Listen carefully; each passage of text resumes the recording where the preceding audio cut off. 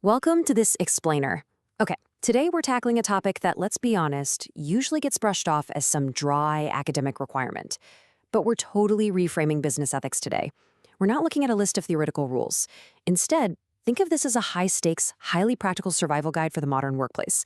Because trust me, the decisions you make under pressure, they can literally define your entire career. And as we're going to see, the line between business as usual and a catastrophic failure is shockingly thin. So let's dive right in. Mommy, why do you have to go to jail? Whew, that is the tragic, heartbreaking question that a woman named Betty Vinson eventually had to face. And here's the thing. Betty wasn't some criminal mastermind, not at all. She was just an accounting grad who married her college sweetheart, liked reading legal thrillers, watched her kid play soccer, and landed a totally normal mid-level accounting gig at WorldCom during the big telecom boom. But then mid-2000 hits. Company executives realize profits are plummeting, and they ask Betty to just make a few accounting adjustments to boost income. She knew it was wrong, but she gave in. Well, Betty's inability to say no to her boss snowballed into an $11 billion scandal. Yep, that's billion with a B. At the time, it became the largest accounting fraud in U.S. history. It cost 17,000 people their jobs and bilked investors out of billions. Betty herself? She ended up pleading guilty to criminal conspiracy and securities fraud. It's wild, right? But it proves that massive corporate fraud rarely starts with some grand evil master plan. It starts with small, unchecked rationalizations. So, how do we avoid a disaster like that? Here's our roadmap for today. First, when good people go wrong. Second, anatomy of an ethical dilemma. Third, avoiding the rationalization trap. Fourth, the power of whistleblowing. And finally, the evolution of responsibility. Let's kick things off with Section 1, when good people go wrong. You know, when Betty Vinson originally tried to quit, her boss, the chief financial officer, actually assured her she wouldn't have to cook the books anymore. He famously told her, "We have planes in the air. Let's get the planes landed. Once they've landed, if you still want to leave, then leave." He even told her she had done nothing illegal and that he'd take full responsibility for the whole shebang. And guys, this is the ultimate danger of operating in those ethically gray areas. Small compromises, made under the guise of just landing the planes for your bosses, can rapidly compound until you are completely in over your head. Moving right along to Section 2, Anatomy of an Ethical Dilemma. So a really crucial point here is understanding the difference between an ethical decision and an ethical dilemma. An ethical decision? That's a classic right versus wrong situation. There's a clear ethical choice and a clearly wrong or illegal choice. Betty Vinson faced an ethical decision, and, well, she had an ethical lapse. But an ethical dilemma? That's so much harder. That is a right versus right situation. It's a morally tricky scenario where you have to choose between two or more acceptable but totally opposing alternatives that matter a lot to different groups. Let's look at an incredible hero narrative for how to handle a massive dilemma like this. Back in 1982, 7 people tragically died after taking cyanide-laced extra-strength Tylenol in Chicago. Johnson & Johnson's CEO, James Burke, was facing an absolute nightmare. Now, it wasn't the company's fault. The tampering actually happened after shipping, but Burke had a massive dilemma. Does he protect the company's finances by only recalling local batches, or does he prioritize public safety over absolutely everything? Well, he relied on a very clear process. He defined the problem, identified his options, assessed the effect on stakeholders, established criteria based on the company's strict customer-first credo, and ultimately selected the best option. He ordered a nationwide recall of 31 million bottles. That move cost the company $100 million, but it saved their reputation and, most importantly, prioritized public safety. Which brings us to Section 3, avoiding the rationalization trap.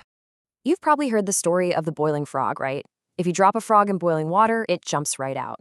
But if you put it in warm water and slowly turn up the heat, the frog adapts, doesn't notice the danger, and just boils to death. Honestly, the workplace is exactly the same. Ethical boundaries are almost never shattered all at once. They're breached just a few degrees at a time. If you just sit around in an ethically compromised environment, you're going to lose your integrity a little bit at a time. You have got to recognize when the water is getting hot and jump out before your options completely evaporate. So, to help you realize when that water is getting hot, you can use these quick, everyday rule of thumb tests. Think of them like your own personal ethical radar. First up is the rule of the Big Four. Ask yourself, is the decision hazy, meaning elements are being hidden? Is it lazy, meaning you just haven't put in the effort to find the right path? Is it driven by greed? Or is it made out of speed, like rushing to judgment without getting all the facts? Then there's the grandma rule. What would an elder you deeply respect think of this choice? And finally, the sunshine rule. How would your plan look in the broad light of day or printed on the front page of tomorrow's newspaper? A great way to think of these tests is like approaching a traffic light. Green and red lights, they're easy. You know exactly what to do. But yellow lights, those are tricky. If a decision feels questionable, or if it hits on any of those big four we just talked about, your internal light has officially turned yellow. And when that happens, you really need to pump the brakes, slow down, and think very carefully before you press that gas pedal again. Let's head into Section 4, the power of whistleblowing. When master investor Warren Buffett gets asked what he looks for in a new hire, he says, "I look for three things. The first is personal integrity, the second is intelligence, and the third is a high energy level. But if you don't have the first, the second two don't matter." It's so true. Intelligence and energy without integrity, that's an incredibly dangerous combination for any organization. And this brings us right back to WorldCom. But this time, we're talking about a hero, Cynthia Cooper. She was the company's director of internal auditing. Now, unlike Betty Vinson, who caved to the CFO, Cooper stood her ground. When she found problems with the books, her boss basically told her to back off. Instead, she and her team worked late into the night, conducting a totally secret investigation. She ended up reporting the multi-billion-dollar scheme to the board of directors. Now, this was career suicide in a lot of ways. She was shunned by some coworkers who literally blamed her for the company's collapse, but she blew the whistle. She stopped a massive fraud, and she kept her integrity completely intact. And our final section, Section 5, the evolution of responsibility. So historically, corporate accountability has expanded massively. Back in the early 1900s, businesses answered mostly just to their owners. But then, by 1938, the Fair Labor Standards Act forced businesses to start answering to employees. Move into the 1960s, and the Consumer Bill of Rights turned consumers into super powerful stakeholders. Fast forward to the early 2000s, corporate scandals led to the Sarbanes-Oxley Act for tighter financial audits. And today, in the 2020s, we're seeing the massive rise of frameworks like ESG, environmental, social, and governance, and CSV, which stands for creating shared value. Today, the modern reality of corporate social responsibility is just incredibly complex. A corporation and its managers sit right in the center, and they have to actively balance the often conflicting claims of multiple different stakeholders. It's really not just about owners and shareholders anymore. Managers have a two-way relationship with employees, suppliers, customers, and even local communities. A decision that benefits the owners financially might actually harm the community environmentally, right?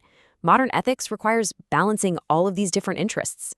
And we see this modern corporate social responsibility in action every single day, particularly when it comes to environmental footprints. Companies like Alphabet, Beyond Meat, and HP are actively working to reduce emissions and use renewable energy. This is a huge part of that creating shared value framework, the idea that the really great challenges of our time, like climate change or resource scarcity, are actually huge opportunities. By solving these problems, businesses can achieve a profit for their shareholders while simultaneously creating real societal benefits. But let's take a step back and remember that ethics isn't just about the environment or financial fraud. It has a very, very real human cost. When you look at workplace deaths by occupation, industries like transportation and construction really lead the way. An organization's ethical culture directly impacts employee well-being and physical safety. When companies prioritize profits over a safe working environment, like, say, ignoring exposure to harmful substances just to save a few bucks on workers' comp, people literally lose their lives. Genuine corporate accountability is truly a matter of life and death. Wow. So we've covered a lot of ground today, from the really tragic compromises of Betty Vinson to the absolute heroism of Cynthia Cooper and the ever-expanding web of corporate responsibility. So I want to leave you with this provocative thought. If you're at work today and suddenly your personal yellow light starts flashing, if you're asked to make a hazy, lazy, or speedy decision, what would you do? Will you stay in the warming water, or will you have the integrity to pump the brakes?